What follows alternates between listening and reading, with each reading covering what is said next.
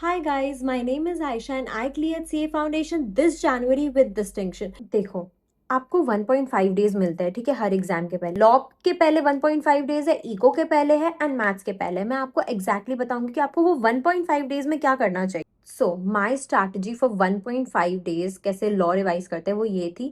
I started from SOGA, like sales of goods act. Sales of goods act मैंने same day कर लिया था जब मैं अकाउंट्स देख आई थी, ठीक है। सेल्स ऑफ गुड्स एक्ट मैंने किया था एंड साथ मैंने एलएलपी किया था, क्योंकि एलएलपी इजी है, मतलब वेरी छोटा चैप्टर है। तो सेल्स ऑफ गुड्स किया था, लिमिटेड लाइबिलिटी पार्टनरशिप किया था एंड देन मैं सो गई थी। एंड नेक्स्ट डे सुबह जल्दी उठ के मैंने पार्टनरशिप किया। पार्टनरशिप कंप्लीट करने के बाद मैंने कंपनीज किया एंड नेगोशिएबल इंस्ट्रूमेंट किया। एंड जब तक मैंने ये सब रिवाइज किया ना, तब तक रात हो गया था एंड मेरा इंडियन कॉन्ट्रैक्ट एक्ट स्टार्ट भी नहीं हुआ था।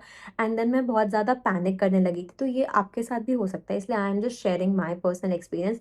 देन ऑलमोस्ट रात के, मतलब जिस दिन मेरा लॉ का एग्ज़ाम था उस दिन का 12-1 बज गया था एंड मैंने इंडियन कॉन्ट्रैक्ट एक्ट स्टार्ट भी नहीं किया था।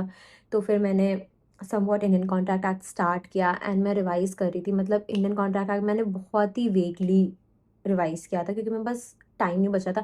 एंड देन मैंने यही सोचा कि आयशा कोई बात नहीं, मतलब अगर बाकी चैप्टर्स मैं बहुत अच्छे से की थी, मतलब मेरा था कि मैं बहुत स्ट्रॉन्ग कैच है बाकी चैप्टर्स में, अगर कुछ भी क्वेश्चन आएगा तो मेरे से हो जाएगा, मतलब मोस्ट प्रोबेबली मेरे से हो ही जाना चाहिए। तो इंडियन कॉन्ट्रैक्टर में जितना रिवाइज कर पाई थी, मतलब वीडियोस मैं लॉ के लिए नहीं देखती थी, मैं खुद का मैंने नोट्स वगैरह बनाया हुआ था, तो मैं मतलब अपने ही नोट्स से रिवाइज करना प्रेफर करती थी।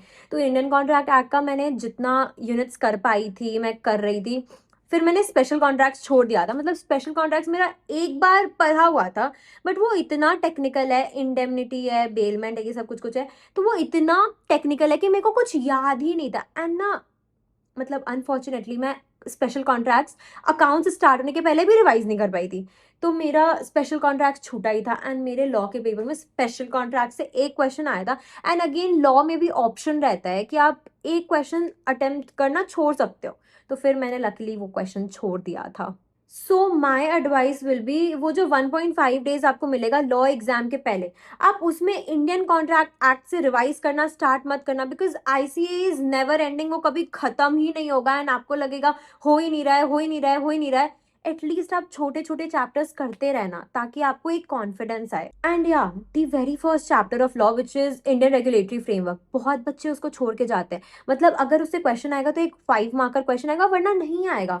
एंड वो बहुत 4-5 पेज का ही चैप्टर है एंड उससे बहुत इजी क्वेश्चन बन के आता है। सो आई से आईआरएफ तो एक बार आप कर ही लेना, because that can genuinely guarantee you 5 marks, simple 5 marks, direct question आता है, उससे केस स्टडी भी नहीं आता है। एंड आई स्कोर 70, क्योंकि मेरे आंसर में एक प्रॉपर स्ट्रक्चर था एंड आपके आंसर में भी एक प्रॉपर स्ट्रक्चर होना चाहिए।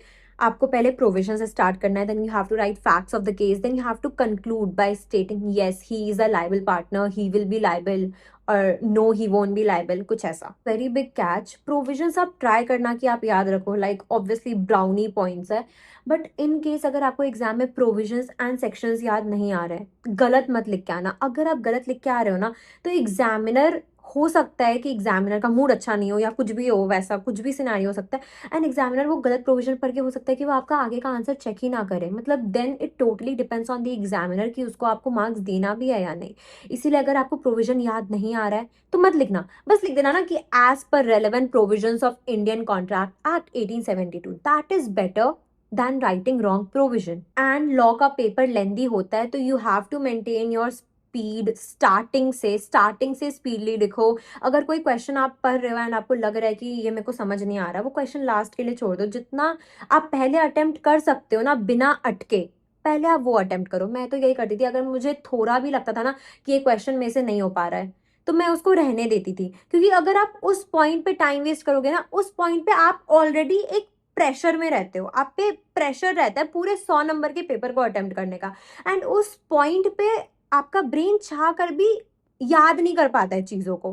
तो आप अगर किसी भी क्वेश्चन में अटक रहे हो, आप उसको लास्ट के लिए रहने दो। And I will tell you मेरी सबसे बड़ी गलती मेरे लॉ के पेपर में क्या हुई थी। तो हम लोग का, अगर आप जनवरी 2026 का पेपर देखोगे लॉ का, तो पहला ही जो क्वेश्चन है that is a case study and वो थोड़ा टेक्निकल है।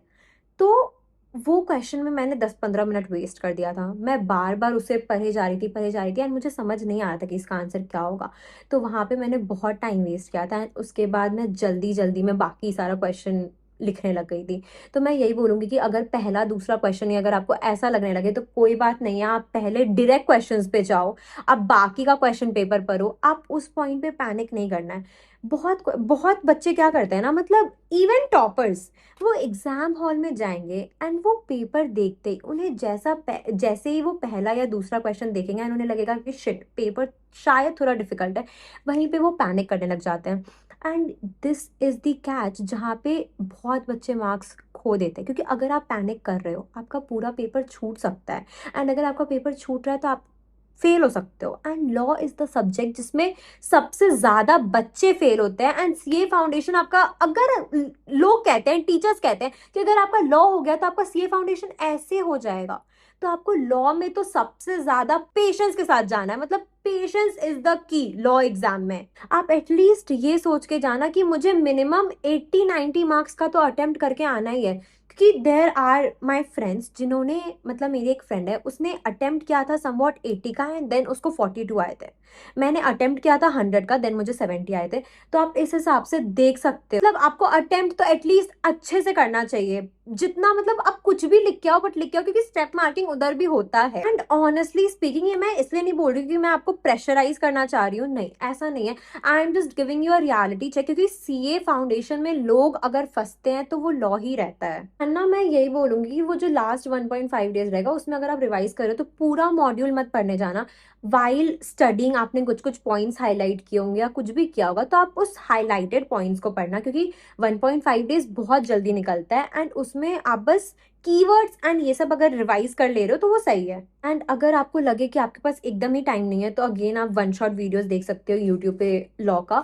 मैंने लॉ के लिए रेफर किया था सीए अमित पोपली सर को, एंड ट्रस्ट मी, मतलब उनका तो वन शॉट वीडियोस यूट्यूब पे भी है एंड उसका अगर आप रिविजन पे देखते हो तो सही रहेगा, मतलब आई रेफर्ड हिम। लॉ में लास्टली अब मैं बस यही बोलूंगी कि अभी आप जितना रिवाइज कर पा रहे हो आप कर लो, क्योंकि जितना ज्यादा आप अभी रिवाइज करोगे वो 1.5 डेज में उतना ईजी होगा आपके लिए। And if you found this video helpful, do like, share and subscribe, and yeah, if I can do it, you can do it too.